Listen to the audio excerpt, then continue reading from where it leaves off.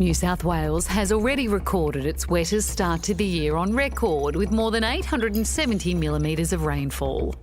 While the rains have eased, the flooding threat continues in many areas. It's most important that we remember that we are still under flood in lots of areas. The Hawkesbury and Nepean rivers peaking, but not expected to lower until the end of the week. For many locations, particularly on the Hawkesbury River, we're experiencing major flood levels greater than what we saw in March 21 last year. We got nothing. We got no power. We got no gas. Our gas bottles are floating in the backyard. Statewide, the warning is to avoid any non-essential travel, with flooding, massive swells and landslips disrupting roads and train lines. Elsewhere, the clean-up begins. We came in yesterday Arvo with about 3 feet of water in there just to have a look and take some photos. Went back in there last night and all the carpets lifted up, water damage to the walls, bars ruined. Locals again banding together to help pick up the pieces. It's not good. The club will take a while to get up and running again. But again, it's about the community spirit and the people coming in to help us here over the last couple of days. It's been magnificent, which is a reflection of the town of Camden's. Meanwhile, 10 days into the Northern Rivers region crisis, the PM finally arrived in Lismore. Hello, everyone. But didn't let the media attend his visits to flooded homes and farms. Locals made their thoughts known anyway. Where were you?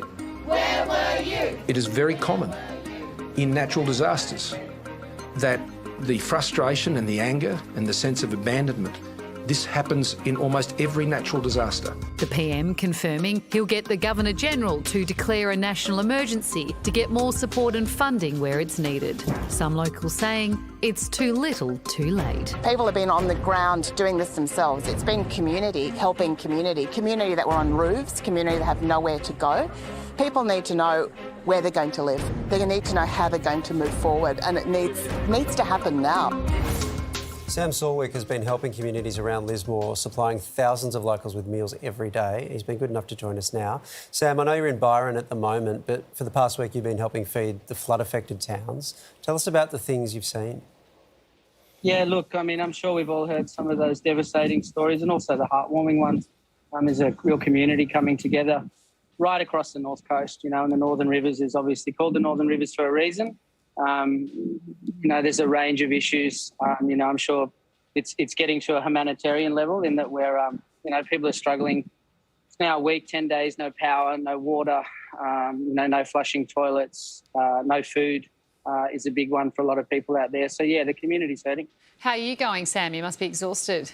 Yeah, look, I'm sure like a lot of people off the back of, the last 18 months and COVID and those kinds of things, it's the last thing a lot of communities needed. But I also feel like in some weird way that that community spirit's, up and thriving more than ever in this disaster. What did you make of the PM's visit today?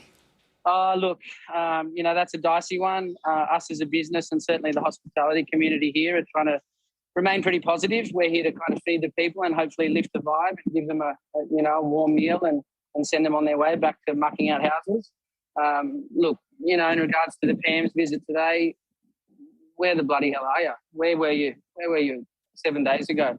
We totally understand it's a difficult situation. I'm sure the logistics behind mobilising that many kind of people is hard, but surely that's something we should have had a plan we should have had in place years before any kind of natural disaster comes along. Yeah, well, the National Emergency Declaration will hopefully see more funds and support come your way. I mean, is that welcome at least?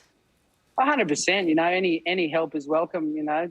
Let's all not get too caught up in the who, the why, the what, and the where. Certainly, for ScoMo coming and visiting Lismore, I think that's a little bit rich.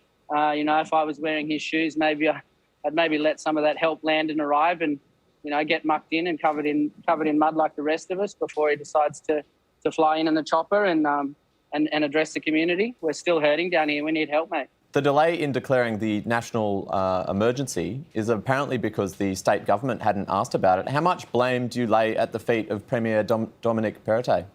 Look, surely by now, that we're all seeing the stories and, there's certainly more isolated communities than Lismore and Corrockeye and Woodburn.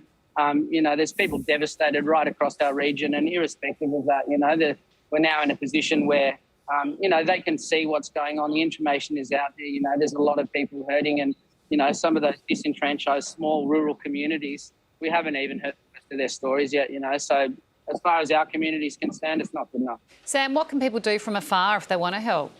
Look, personally, I think, you know, targeting some of those small individual businesses and locals that have started GoFundMe pages. You know, there's some really inspiring stories of, you know, not just hospitality venues, but, you know, people right across the community that are trying to get in together, and they've found that the quickest way to help is to access those community GoFundMe pages. And personally, I feel that's a better way to go. Bypass the government.